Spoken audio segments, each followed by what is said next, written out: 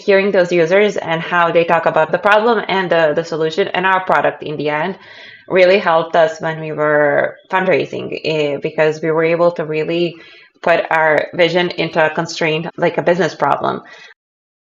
Hello everyone, welcome to another episode of Top of the Hunt. Today we've got Sandra with us from CollabWriting, who's created an innovative solution for the problem many of us face with doing research.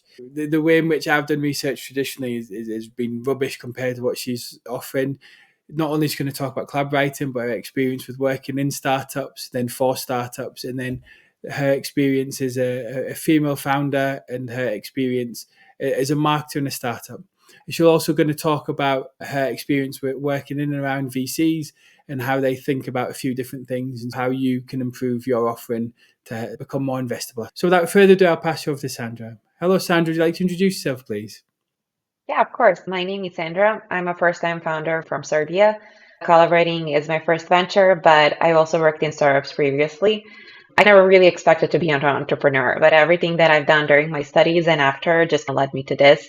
My first work, even during university, was working with founders. We have a very kind of small and budding ecosystem here. We're in the early days. And at that time, 7, 8 years ago, were some of the initial projects done by our Chamber of Commerce, our Ministry of Education, of Youth and Education. And I was working on those programs, trying to help support those early founders and their ventures.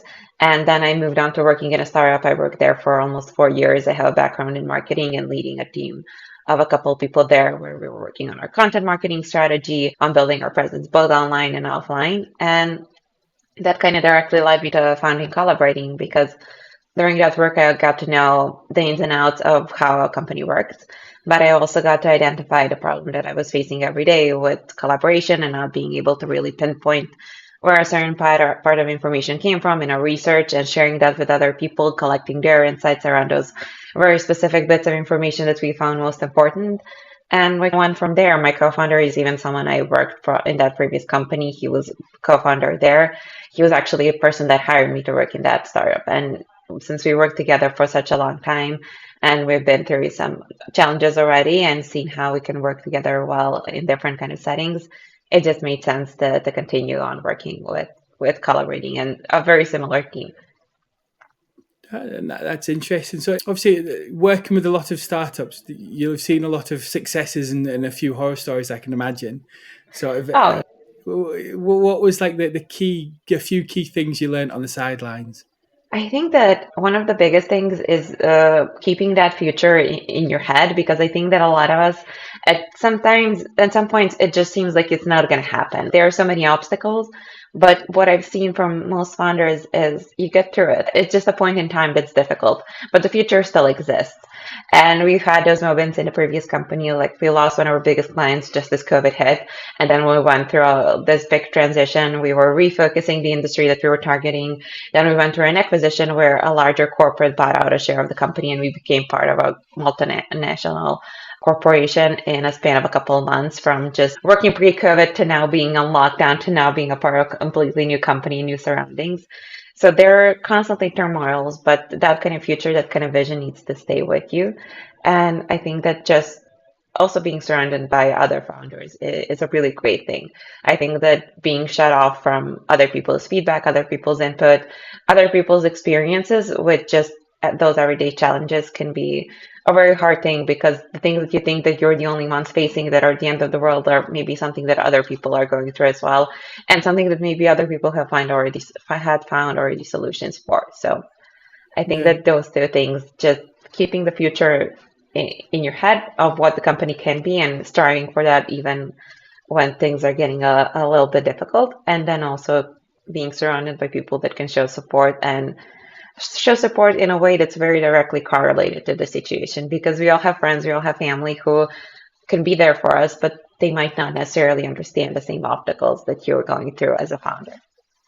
No, definitely. I think it's stellar advice that sometimes you get caught in the weeds of today. And if that happens, it's very difficult to say, then tomorrow we're going to be doing this. This company's eventually going to be awesome. Yeah. And today it's not. Today it's a bit of a dump and everything seems to be going wrong. There's a fire over there and there's a fire over here. But we'll make it. You don't feel like you will. It's a good insight. So from there, like, what have you done to validate CollabWriting? I know you've said it was you used it yourself. How did you go about validating it in the wider market? We went through kind of those typical startup steps. The initial idea, I actually pitched it before we even had a product. I applied for a program in Berlin, which was aimed at female founders in early stage companies. And I basically had a website and a presentation that my co-founder helped me create.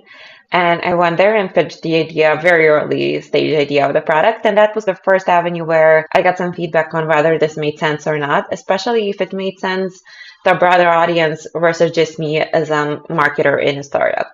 As we continued moving forward, we applied for YC's Winter School, and it's like a program that happens online. It's not something that you even have to apply for. So it's basically something that you just start going through. There's no formal application process where you're getting vetted out or if you can continue or not. It's just something where you go through the lectures, and there are meetups every week where someone holds a lecture on their experience. And what was really great, there were like breakout rooms that would happen, I think every Thursday at the time, where if you're a founder that wanted to connect with other people, you could apply for, and then you would get connected through them to talk with other 3 or 4 people. And for us, that was amazing because that was our like initial test audience where we would all be talking about our ideas. And since we had a very simple browser extension at the time that was just like 1 or 2 features, create, highlight, leave comment, that was it. We would just have people download it and see how they acted, see if they found it useful, what they thought, what they felt, whether they felt it was helpful or not, just basically. And as we continued moving forward, we were then doing more targeted user interviews where we would really target the industries that we felt would have the biggest use case out of CollabWriting. And we started gradually building from there. We had a live extension at the time on the web store, and we started tracking who was signing up, where those people were coming from. We did our first launch on Product Hunt, which was great because we got the first 5 paying users from that avenue at the time that we launched, which doesn't seem like much, but when you only have 100 users and you're taking those first steps, 5 people that came from Europe, US, some from Asia, really made a difference in our confidence of what CollabWriting could be in the future. And it was all very step by step. So last year we had done an initial like product launch on AppSumo along with Product Hunt, which was really great at collecting those early users who like testing out tools, who like giving feedback, who have really been a great community for us to test things out and to show us feedback that we might not have gotten elsewhere, because they're such power users of so many tools. They've already seen tools in the similar lane, not maybe the same thing, but that have started from the same point, but moved in different directions, why they succeeded, why not, what they liked, what they didn't like. And now, for the first time, we've launched our team version and are working with a couple of teams. So it was very iterative in the past 1.5, 2 years, talking to a small batch of users, then broadening it and getting to a point now where we have around 2,000 weekly active users, have a couple of teams onboarded, and have much more of a set direction where we want to grow. It's very interesting. You've given me a lot to try and digest. I think it's very interesting that you use sort of the YC platform to validate an idea. It's an interesting concept, but I suppose in a way, because they are potentially target users, it's perfect, isn't it? So yeah, we have a lot of founders as users, people who do research, either because as a founder in the early days, you're the one doing content, you're the one doing everything around social media and writing. But also when you're preparing pitch decks, when you're preparing for like a call with a sales prospect, when you're hiring someone, when you're just researching a new industry to see if it's relevant. So we've seen a lot of different use cases come about, and then talking to those people who were tech savvy enough to be able to very quickly grasp our product isn't super complex in that sense. And also people who are very close to our target audience. So it was just super handy and made it so much easier for us to build that initial confidence in the idea. You said it was a year ago when you're on AppSumo.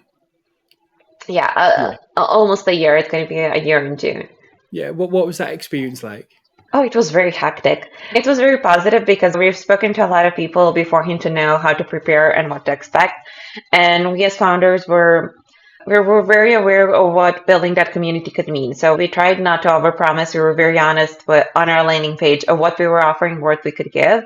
And we had no unlimited AI, no unlimited seats, because we knew we couldn't be a product that's going to support that. We were bootstrapped at the moment, and we knew those costs could rise very quickly. So we went only with the personal pro version of our app, and people who bought it knew exactly what they were getting. And many have been pleasantly surprised with our development moving forward because we were very early stage at the time. And they've now seen us grow and build into something that was so much more than last year. But we've prepared very heavily for the influx of users because it was pretty crazy in the first couple of days when you launch. In the last couple of days, you're bombarded with questions. People are writing in groups, on AppSumo, through Intercom, through support email, wherever you can imagine. There's a lot of people writing to you asking you about your future plans, where you see product going, what are some of the things that you plan on developing now versus in the future. How do you plan to keep afloat after this has passed?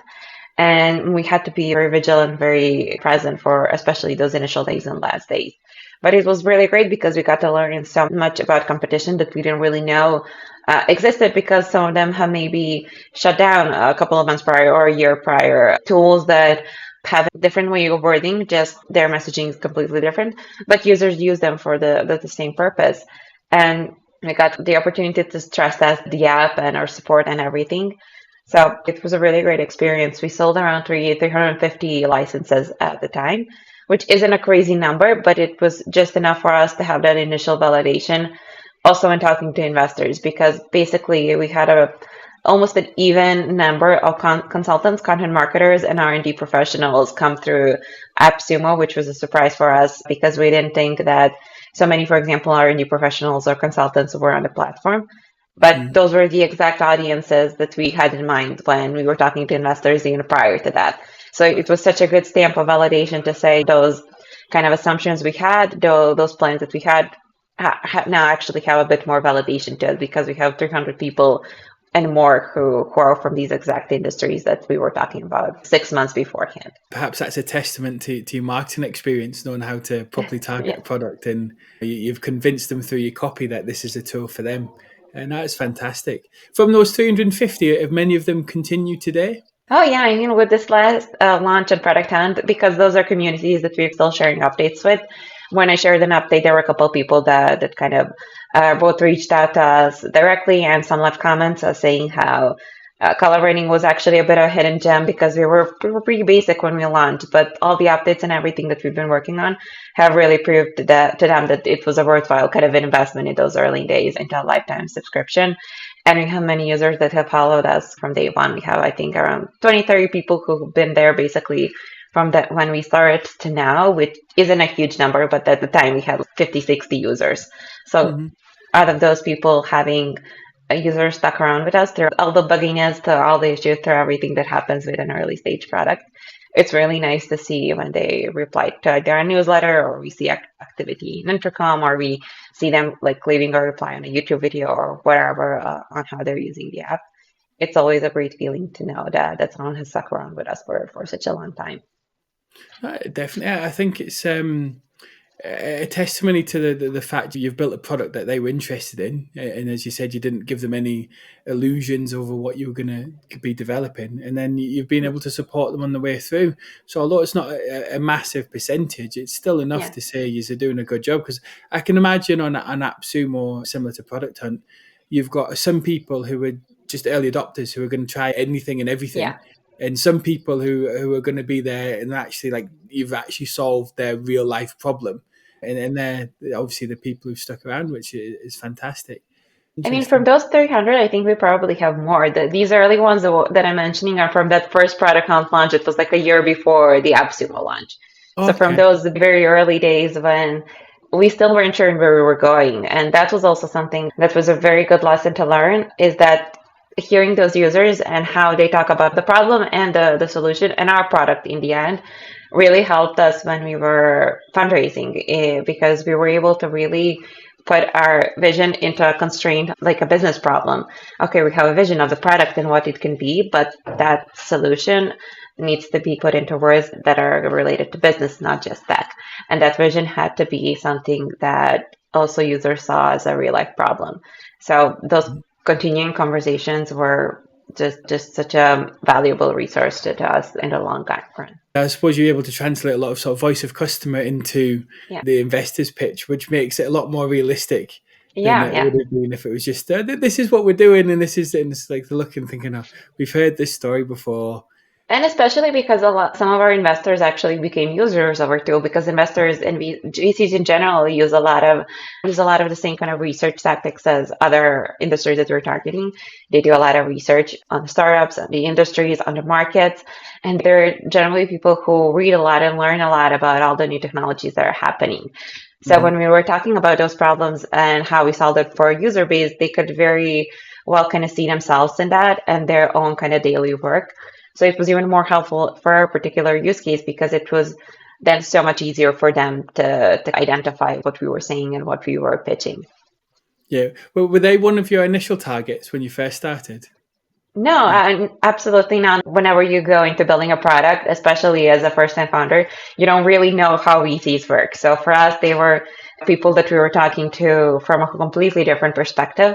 But then we started seeing registrations, and then when we got the funding and started working more closely with our funds, and some of them started using it, it really seemed like, okay, so we were maybe like actually helping a couple of other industries as well because we you know, since we've grown organically and up until we got funding for almost 2 years, we had user registered from all sorts of industries. We had a preacher from US who prepares his sermons every week by reading through a lot of religious studies, and then he uses CollabWriting to pinpoint all the key highlights and all the key information he wants to share. We have lawyers who do research on specific cases, especially, for example, for immigration, where every person has their own unique situation, where they're coming from, what industry they're going to be working in, if they're coming to work in another country. Where they've traveled, for example, in the past can also be a determining factor on how easily they can get a visa.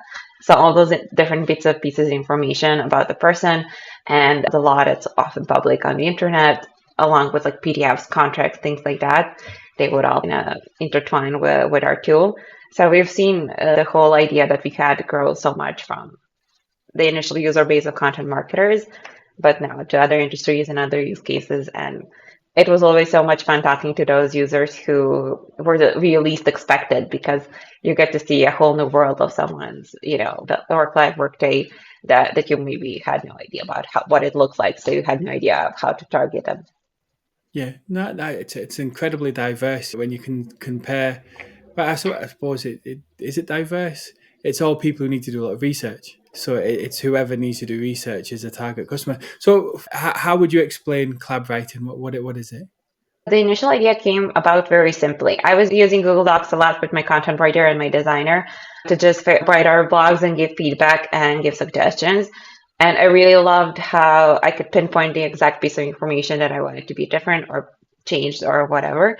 And I wanted that same experience anywhere online where I wanted to collect information. So with CollabWriting, you can create a highlight and leave a comment anywhere online, whether it's LinkedIn, Twitter, Reddit, a blog post, even now YouTube videos. You can create those specific sections of information that you want to share, starting within a topic and attach your own comments. So it's a very familiar UX to generally users who've used Word or Google Docs or anything like that. Now we've just taken it to different types of content and different avenues where you can both collect key insights, your unique perspective, and also other people's unique takes and insights, and create something that's really collaborative and that stores not just your knowledge, but the general knowledge that you've collected. So would all of that information be pulled in like a dashboard? Yeah, we have a dashboard where it's very easily searchable. You can export the information, whether the whole topics or you just drag and drop the key insights that you want to Google Docs and then continue creating from there.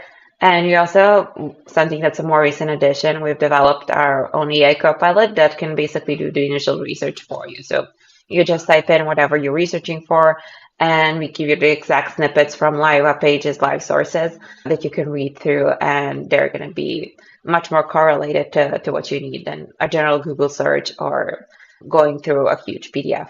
Here you get a specific segment of the information you actually need. Sounds incredibly powerful. I can imagine from the use cases you have, I can see why you've got them. So if I was to, as you say, highlight something on YouTube, so what would that be? Take a timestamp or would I need the description? How would that work? We have two options right now. You can either create like a timestamp where we save the screenshot of whatever was on the screen and the timestamp, and then you can attach your own comments to it. So if you share it, for example, with me, if you wanted to showcase some of the examples from your podcast, if I click on locate, I would be taken to the exact timestamp that you shared, and I would be able to see your comments and why you shared it with me. If you're saving, for example, like a lecture or something, and on the screen you have something that you wanted to save, either like a quotation or some sort of visual that you feel like was very good representation of something, it's going to be saved with that screenshot. And something that we recently added was being to highlight transcriptions. So you could also highlight transcriptions, and the locate button is also going to take you to that time in the video. And of course, you can also attach your own comments or paste the images, screenshots, whatever you need in the comment section. And yeah, basically, we want to create a space for all those bits and information where they're easily accessible, but also you can internally add in your own knowledge as well. Yeah, it's interesting because I think I've seen a few. Obviously, people have this problem, and whenever there's a problem, other people try to solve it. But I think yours is perhaps the most forward-thinking solution I've seen for this type of problem, where, as you've seen from yourself, obviously, in a small business setup, how much time could you be saving somebody? I can imagine. Did you have any numbers for sort of the average time saved? Well, we used to spend 2 hours doing this, and it's difficult to pinpoint, isn't it? We mostly got this information from direct interviews with users because it's hard to say. There isn't a direct competitor that people have been using regularly, and then they can say, oh, I've used this for 6 hours every day, and now I'm spending only 4. But we have had people tell us that they save at least 2 hours every day just on looking for information, just on finding the information that was saved. Because people who, for example, in marketing work extensively on doing newsletters, it's so easy to create a highlight and create a source of information that you want to share with someone with CollabWriting versus just copying and pasting links to Google Sheet. People who have, for example, reduced a lot of content on a certain topic and it starts ranking 6 months from now, the research that you've done oftentimes just gets wasted because you no longer have any idea. Did you send it through Slack or through email? Did you paste it to Google Sheets? Why did you exactly paste that specific link? Which part of information was on link 3, which was on link 5? How did we correlate that to some of the internal knowledge we had? So basically, we can save you a whole lot of hours doing research, especially on those repeating tasks, which when you're, for example, fundraising or writing content, or even if as a consultant, you often work on similar topics, just maybe in a different context, in a different time period. And what we want to do is take that out, take that initial step out. You don't have to start your research from scratch. We can give you a baseline and you can move from there. You mentioned that you're starting to have the AI co-pilot. How does that help people? It basically takes out the initial step of you having to go to Google and sift through all the information to find something relevant. Our Copilot basically does that for you. When you input any search term like you would in Google, we give you the specific highlights. So you'll get basically the specific data that you want to read. And then by clicking locate, we take you to the original source with the highlighted information. And you can continue your research from there. You can also save the whole topic that our AI Copilot could research and continue building on top of that. Save it as a topic in CollabWriting, add your own comments, add your own screenshots, add a couple of additional snippets of information that are maybe unique to your company from either internal PDFs or whatever you have on hand. And you basically have a finished kind of product of a research subject that you can either share with people, use for your other work, by creating an outline for a report or presentation. And it saves a lot of time, especially when something is not so familiar to you that the best sources. Right now, we're in the early stages, but our AI Copilot is continuously learning from our general user base on what are the best sources for different types of topics and information. And then we can help you cut out that learning curve of learning where the best information comes from. With these integrations that we've done with LinkedIn, with Twitter, with YouTube, we're also going to be able to add those like whole LinkedIn posts or whole Twitter posts that are public as those results that might not come up with a general Google search. But if someone through CollabWriting has assigned a certain LinkedIn post is super valuable for a certain subject and connected it with other snippets of information, and we see that it's valuable, we can also serve you that. Now, what we're also working on when it comes to AI is giving next step suggestions, which basically mean if we start seeing a pattern that matches some of the other patterns we have, then we can give you a better next step than you also going back to Google and searching through the sources again. So you found something on TechCrunch, we can take you to a specific paragraph on Forbes that is related to that very specific thing that you're searching for. And we feel like that's going to save people so much time on just sorting out what's credible, what's not, what's relevant, what's not. And instead of research taking a couple of hours, in a couple of minutes, you can go through the very specific information that you need, and it's going to be relevant for your specific query. And that's an incredible solution. And I'm thinking to different contexts where I've had to do loads of research like that. And back at uni days, etc., you might have been doing a quarter of your time on your research, gathering information for your papers, etc. I can imagine that's a massive saving. I suppose one of the issues you might have is like the paywalls, isn't it, for academics? Because I know a lot of their content is behind like Shibboleth and other places that they're difficult to get into. Is somebody able to let you have access to their information that way, or would they have to do that manually and then supply it back, do you think? I mean, we have the options to do integrations. For example, we've done one with Kindle, and if you've paid, for example, for a certain book, you can create your highlights through Kindle and then import them to CollabWriting. Okay. We could do similar things with other platforms as well when we see that there's a bigger need from our users. And then how this, for example, works with Kindle is if you have the book, then you can locate, even if you're not the user that collected it, you can locate that specific section. If not, you basically get the information that if you want to continue reading, if you want access, you have to purchase the book. So we never take away that original source. And I think that could also be very useful even for academics, because then the author would know if something was collected through CollabWriting, there's always going to be a link to their original research. Even if there's a highlight and a comment, we try to really keep the original creators as true authors in CollabWriting as well, because I've seen so many times that information is getting passed around so much that nobody in the end knows where a statistic came from. That's something that we also want to help with. And then I think that in academics, we've seen really great use cases. And as we grow, we're definitely going to be exploring more and more how we can make it even easier. But right now, people would either upload the PDFs or collect it through blogs or something where it's already been publicly shared. So that's how people have been using it now. But it's definitely an option for the future.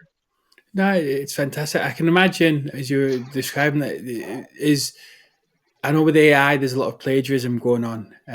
Or is it plagiarism? Is it not plagiarism? Because I've used AI to generate it. Nobody really knows. Yeah. Some people say no AI. Some people say everything AI. But I can imagine if somebody was able to then say, actually, here's a link to my CollabWriting that I've done. This is the research that's gone into my paper. You might save somebody getting failed on plagiarism, which could be interesting. It's just a bit of a side. Even assigning different types of tasks in that academic setting. If you have to interpret a book in CollabWriting, you leave comments through CollabWriting instead of just writing one paper, it has to be authentic, because you can't generate comments and read through a book on different pages automatically, as you could potentially write a report. So I think that's something that we've heard from, I think it was a professor that we spoke to, that could be very interesting, give someone not an assignment to write just a report, but actually go through a book and select key highlights that you think are the most impactful, explain why you found it most impactful, and then share it back to me. So there are many interesting things that can be done in that space. And AI is a reality. We're going to continue to see it develop. But I think that the genuine research and the know-how for us to judge whether a piece of information is valid or not is going to become even more critical. And that's where we see our space in that kind of realm, is making it as easy as possible for people to learn and collect their own knowledge and build upon the knowledge of their team and their organization. I can see a lot of use cases, which is, I suppose, a bit of a blessing and a curse, because you've got a lot to figure out, haven't you? Yeah, I mean, that's why we're sticking with the 3 target audiences that I mentioned, the content marketers, consultants, and R&D teams, because I feel like the biggest potential for us to commercialize product enough for us to keep growing as a company is in those spaces. But we've seen so many other use cases, as I said, from legal to universities, from different types of organizations like NGOs that do a lot of research. But it feels like at the moment, since we're still a small team, there's only 8 of us, we need to have focus, and then we can expand as we grow. It's fantastic. I think that's one thing startups often, I've seen a few startups forget. It's like the shotgun approach doesn't work. It never has, unless you've got enough money to throw at the problem where you don't care if you've spent it all and burnt through everything. you just can't do it. So it's fantastic that you're just staying focused. So from there, what's the long-term plans for CollabWriting? How is it going to be? Do you envisage it in, say, 5, 10 years' time? What we really want to build is that kind of collaborative knowledge system that's not just static, but that it's actually growing with the organization and that it's meeting people at the times when they need it. So I already mentioned our AI Copilot, our next step suggestions, but also a big part of that is going to be knowledge triggers. And that basically means that if you land on a page where someone from your team has left a comment or an insight or just highlighted a piece of information, we can give you a ping telling you that there's already knowledge stored there. And that can help users not only collaborate in real time, but people who have never met can basically collaborate in sharing knowledge with each other without even having to meet, without exchanging a single email. And this basically for us means that we're transforming knowledge from static to actually something that's collaborative and alive. And that can meet you when you need it, not when you know where to find it, because that's also a really big challenge that we saw. Nobody goes through those long PDFs of 150 pages. A few people, even in bigger organization, actually access that SharePoint through go to the documentation and see what was done.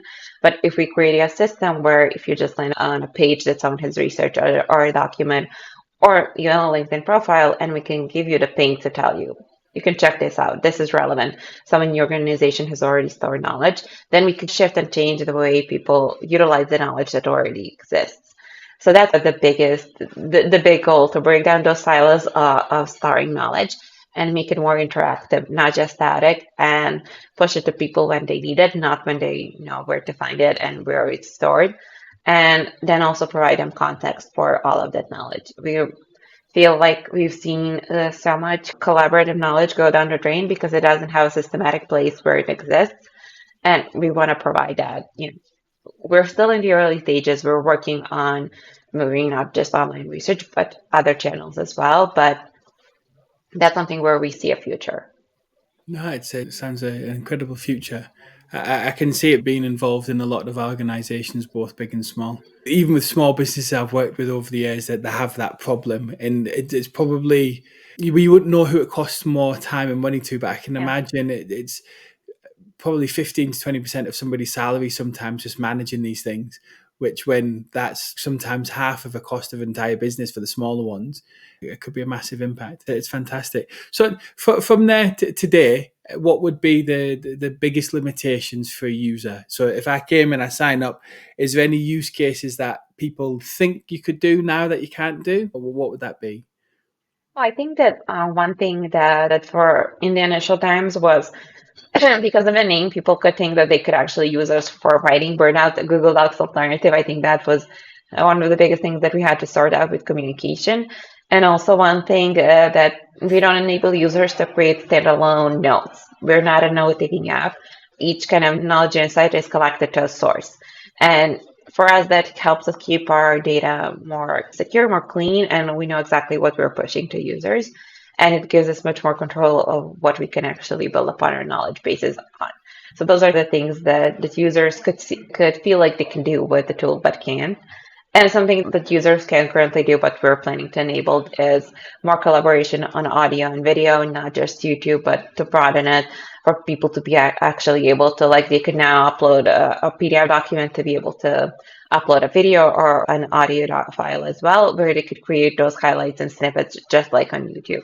So those are some of the things that when people get into the tool, they might expect, but we're always finding ways to mitigate that. And for example, we have that integration with Google Docs that I mentioned, where you can just drag and drop the highlights that were created with CollabWriting, and you create an outline. And it's probably better than something that we could build, because Google Docs is a standalone great product. For us to build it, it would take so much infrastructure and so many hours that it feels pointless to go in that direction, where it's not going to provide more value for the users, just more work. And this felt like a good middle ground.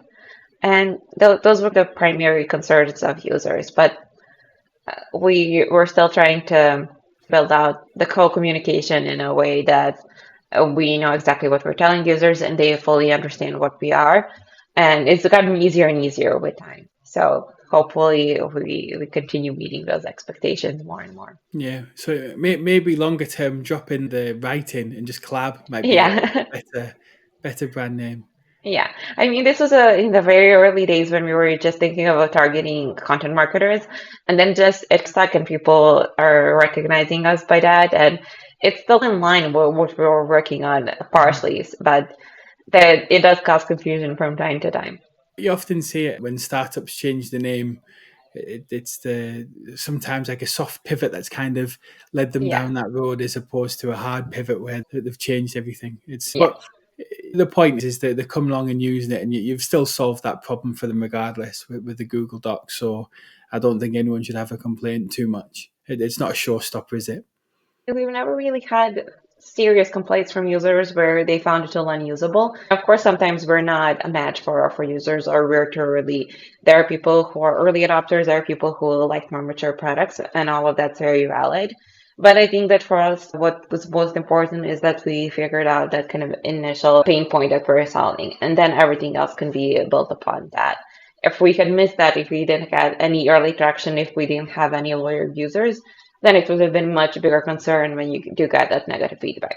But negative feedback can also mean pivoting to a different industry or different type of communication, different features. But if that kind of kernel internal of the issue you're solving is good, everything else is much easier to fix and mitigate. You launch on Product Hunt. What was your expectations of it on your second launch? We've actually in a couple. This was the third launch for the product, and we also launched like a couple of ebooks. But we didn't really expect to be product of the day because whenever we would battle with other startups for product of the day, it seemed like there was much more kind of shady activities than this time around. And that's something that Product Hunt has gotten much, much better at, with really identifying the moments when people start using not so great tactics to acquire new uploads, and also looking at the sources of where people are coming from. So for us, it was actually quite surprising because we were third product of the day when we first launched. And this time around, we got the first place. We were also the first product of the week for marketing. So it was this time around, it was so much more than we expected. We've done the same preparations as always, but we've got some really great community support. We onboarded a couple of teams that found us through Product Hunt, and it overall just was a good stamp of validation that we were moving in the right direction. And Product Hunt is just generally a really great community for anyone that's building out that initial product. I think that people shouldn't see it as like a one-stop shop where you launch once and then it's done. I think that for us, that kind of continuous presence was really impactful with actually getting to the number one place. But also for people to see how our product has grown. The first users came through Product Hunt, and now a year and a half later, they were able to see us in a much different format, in a much better position than we were when we had just started. So, test it out, try it out. Even if you don't land the first or second place, third, whatever, on your first run, it's still a really great chance to build a community, connect with the community, get the initial feedback. In 6 months, you can get to those top positions and get the traffic and get the PR that comes with that. So that's the biggest takeaway. I don't think people should see it as a channel for one-time use, but as something that's part of your community building strategy. No, it's interesting. I think that's been a common thread from people I've spoken to, where one about nefarious actions, and we won't delve too deep into that one, I don't think, but there's a lot of the idea that it's a community you're part of, and it's about that community giving back to them in a Yeah. sense. This is what we're doing, so they'll offer like discounts to the community, etc., whilst it's in the launch and other things. And I think you're right. I've seen, because this is like technically your fourth launch, isn't it? But I've Yeah. seen Superbase, they launched like 11 times, and it's like their Cal that they went against on the day that they launched. I think they won like their seventh. So there's a bunch of companies that Yeah. it's certainly not their first time to the rodeo, and it's still useful for them for whatever reasons they find it. So it's interesting. You've mentioned that you've done the same thing. So do you have like a checklist or a formalized process for your launch, or do you just, Yeah. is it like a one or two tick list it, done? There's more like we have like a Notion docs with all the tasks that we have to do, because on the day of the launch it's super busy. People are messaging you, they're commenting, you're sharing the launch either through like support groups or people that you know from the community, or different communities you're a part of that are not specifically affiliated with Product Hunt but are great communities that are active there too, like AppSumo, startup communities, all the others. So what we would always do in advance is prepare the posts that we would share on our LinkedIn and our generally socials. We would reach out to like the smaller blogs or news outlets to share this type of things, especially if you have them locally. Our ecosystem isn't huge, so if you reach out to like the Science Technology Park or someone, they're very willing to share the information, especially if in some way you were a part of their programs or some activity they had done for startups. Internally, we always prepare the description, the first comments. We assign responsibility, who's going to be looking at what, who's going to be doing which part of the job on the launch day. And there was always a bit of a rush with product development. You always have those key things that you have to finish up. So that would basically be that. Reach out to the people you need to reach out to, prepare all the comments for product hunt and all the visuals that you need for other social media. And we would go through that, and we would always try to be even more engaged with the community in those days coming up, as just being present is always a great thing, that people remember you, they know your face, they know that you're a part of the community, not just someone who's dropping by. And that would basically be it for us. We never really used any tools. We've always done the launchers ourselves. So we also always hunted our own products. So we didn't have that part of the process with working with a hunter or with an agency. And kind of we had a checklist of a couple of things that we had to do, which really make all the difference. Because if you're struggling to create like a post or don't have really any inspiration because you've already replied to a bunch of messages, it just makes it such a daunting task. But it's very simple, a couple of days beforehand to just finish it up. No, it's a fantastic advice. I think it's the launch in itself. Obviously, it's a 1 day event, but it's often a month or so leading up to it. Yeah. And what time zone are you on? We're based in Belgrade. I think that's central, just set central European time. So it's like So 4 o'clock for you. yeah, Yeah. So it's like 9 o'clock in the morning for product hunt launch, which is perfect. yeah. We're in the perfect time zone for a product hunt launch. The only downside is as everything's dwindling down here, it's kicking back up in other parts. So what I've seen happen with some of our tools here is that you have fantastic traction early on and then it drops off. So that's why it's even more important to be really a part of that product hunt community, because then you're connected with people from all over the world, not just people who are local to you. So I Yeah. think that it definitely has its advantages for the morning jump start and getting to good position before noon. Yeah, no, fantastic. Being in the UK, we're an hour behind you, so it's we're 8 o'clock Yeah, in the morning, still a good time. But nine's yeah, perfect because no one's got yeah, an excuse for being late. You know what you've got to do first thing on Tuesday morning or whatever. It's yeah. fantastic. From that, I think I've got two sort of things that'd be interesting your take on the difference. How, as a marketer, you've came along and starting a startup. Have you had to change your mentality much? Do you think, as being a marketer to a startup founder?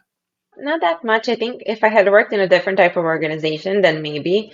My initial career was in a very small kind of NGO where we would all do all sorts of things. And my job was from doing like PR guest posts on television to organizing our social media presence and everything that we had to do, organizing the budget, organizing who's going to do what, for producing the content.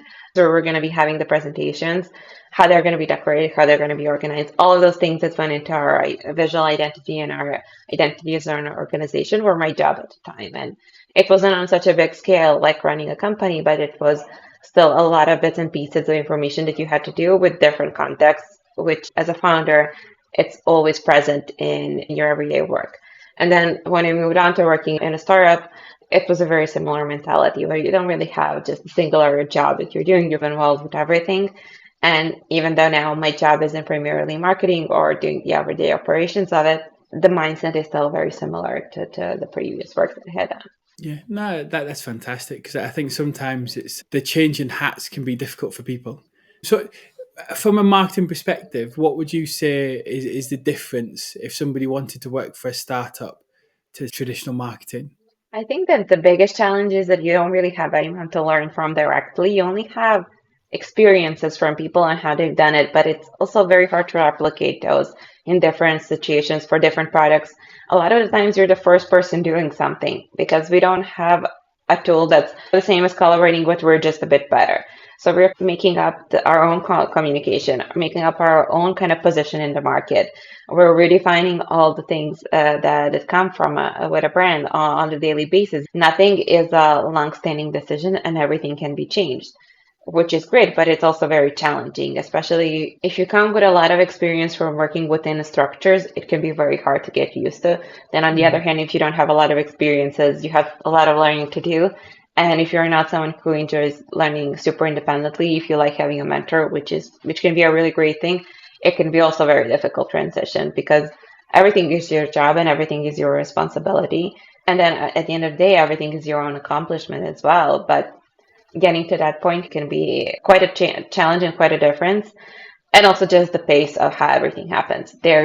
No there's no time frame that's longer than a couple of weeks in a startup when any change is happening, especially when it comes to marketing change or communication change. Everything has to be done quickly. Everything has to be on point with where we're at, and that can change day to day. So I think that those are the biggest differences.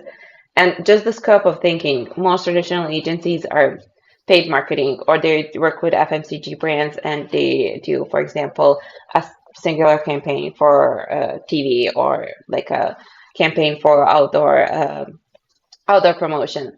When you're a marketer in a startup, you have to do everything. You think about pricing, you think about messaging, you think about how your blog is performing, your SEO, just the visuals on social media, and how you're presenting at like a conference next week. Everything is part of your work, and you truly get to experience marketing in its full potential because you can also give product feedback to the development team. That's also something that you do on the regular if you're working in-house in a startup. So it's very different, but it's also very rewarding. And I think that for me, getting to work also on different projects with people who worked in-house on bigger companies and agencies was a great learning experience. But it's also not something that I could see myself transitioning to after working in a startup. One last question. I'm aware of the time. What's life like as a female founder? I get that question a lot, but I don't really know the difference between being a female founder or a male founder. But for me, it's been a really great experience, and just day to day, what I enjoy most is just being able to learn continuously. That feeling of being able to use your whole brain to solve any issue that you have to work on has been the most rewarding part of this experience. And I think that I'm always encouraging more and more women to come into this space because even though there's a lot of kind of news around, statistics aren't perfect. There's still a lot of room to grow. For me, it's still been one of the best experiences compared to other industries that I've worked in. And especially like our local startup ecosystem, the other founders, the people that are like mentors and in different ways involved have been so amazing and so helpful for us that I don't believe that me locally in Serbia working in any other industry, I would have got more support than here within our startup space. So I'm always encouraging other girls to try it out for themselves and see how their local community is and how much they can grow within it, because there are great funds that are very willing to invest in female founders, and there are great communities that can be of help. I think we're maybe not quite there yet, being fully equitable, but for me, it's been much more positive than maybe other more traditional industries. Yeah, so it might be because every female founder I've spoken to has echoed the similar sentiment, where perhaps it's self-defeating, where you think it's going to Yeah. be a lot worse than it is, and if you just went for it, then you would find out that actually people don't care that you're a woman. If you've got a good idea and you're building a good product, it doesn't Yeah. matter where you are, where you're from, who you are, anything else. It's just this person's creating this cool thing. Do we want to invest in it?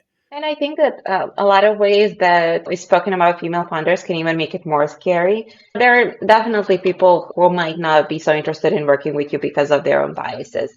But the way it's presented makes it sound so much worse. And even in the early days of CollabWriting, I was questioning, should I be the CEO or should even be the CEO of my co-founder? Even though the initial idea was mine and I come from that industry, it made more sense because he's a tech person for him to be the CTO. Am I doing my company a disservice because all of these headlines and all of the PR around being a female founder just showcases these awful statistics and makes it sound like it's going to be such an impossible hill to climb? But then when we actually got into those conversations and when we actually became a part of our local community much more actively than before, I've seen that there are actually many more positives to being in this space than negatives. And all of it's a personal experience. I'm sure there have been women who had much bigger challenges with their fundraising journeys and have some real objections to it, but not all of the experience of female founders are bad, and not all of those challenges are insufferable, and the rewards of being a successful founder could be much higher than working in some other industry. So I think that having positive also examples of what female founders can do is a great thing and can really help women not just put the emphasis on the bad, but also see the potentially good sides of it as well. Yeah, no, fantastic. Have you got anything else you'd like to add or discuss? Yeah, I think we had a really well-rounded conversation, and it was really nice chatting with you, and then also hearing a bit about different experiences from people you've interviewed in the past. It was really great being here. I think you're the fourth female founder I've interviewed. I think from there, a lot of times, because there's such a high requirement in a startup for somebody to be a coder, if there's not enough women in tech coding, then they might think, oh, actually, we can't do that. And it's Yeah. just, you have to go and find a good co-founder. Now, Shambobi, her dad is her co-founder. Anastasia found hers on the YC co-founder match. And then obviously you've worked with your previous co-founder, previous boss, I suppose. So, Yeah. you found somebody from your network. And I think that's the key part. This is the same thing as applicable to any man anyway. It doesn't matter. It's irrelevant of gender or anything. If you don't have a skill set, find somebody who has that skill set that you need, that you can trust. And if you don't know them that well, build a relationship, work on something small perhaps, and then hopefully you have it. But not having a skill isn't an excuse. It's an opportunity to find somebody, I think. Oh, It's yeah. And generally, founding teams with two or three people are looked much more favorably by VCs or generally investors versus just like a single person working on anything. Even if they have a super wide kind of skill set, it's a very challenging journey and it's very hard to keep your motivation 100% all the times. And Mhm. having someone who's in the same boat with you can be very beneficial. And I think that the kind of new way of making so many jobs more flexible is also going to help with more female founders. Because in the past, it was so much related only to tech and programming. And since that's very dominated by men, it was much easier for them to just simply become founders because they would have the time, they could work part-time and still make enough money to work on something on the side. And just the numbers game wasn't going in our favor. But now we have more women going into the tech space as programmers, as developers. I believe in the last report that was done on our like Serbian ecosystem, over 90% of startups had women in their management positions. It wasn't maybe 50-50, but they were in the management positions. And those women in the future can be really great founders of startups because that experience is super relevant to becoming a founder and super favorably seen from the investor's point of view. So I think that a lot of changes have been obstacles in the past, but are changing now. And a lot of opportunities that might not have been so available are now coming to the forefront. So, there are still challenges. There are still people who might not see you as an ideal founder over any superficial point of view, whether your background, even the country you come from, can be an issue for some investors because they don't see that market as super relevant to them. But I think if we're moving forward, then as investors see the full rewards of just investing in the best people, I think that's going to heavily reflect on investing in all sorts of minorities in that kind of VC startup space and giving them more opportunities. Because if you're not making the best decisions for whatever reason, you're going to be lagging behind the people that are making the best decisions that are not based on any sort of internal bias or Mhm. anything that's skewing your decision making process. No, fantastic. I think you're 100% right. We're 10 past. I'm going to end up taking your day if we're not careful. But yeah, I'll introduce us now. But the last reminder, please don't hang up because we don't know how much we might lose. And then obviously from there, do you have anything else you want to go over before we go? No, No, no, I'm good. no. Yeah, perfect. Thank you. Hello, everyone. Welcome to another episode of Top of the Hunt. Today, we've got Sandra with us from CollabWriting, who's created an innovative solution for the problem many of us face with doing research. The way in which I've done research traditionally has been rubbish compared to what she's offering. Not only is she going to talk about CollabWriting, but her experience with working in startups, then for startups, and then her experience as a female founder and her experience as a marketer in a startup. She's also going to talk about her experience with working in and around VCs and how they think about a few different things and how you can improve your offering to become more investable. So without further ado, I'll pass you over to Sandra. Hello, Sandra. Would you like to introduce yourself, please?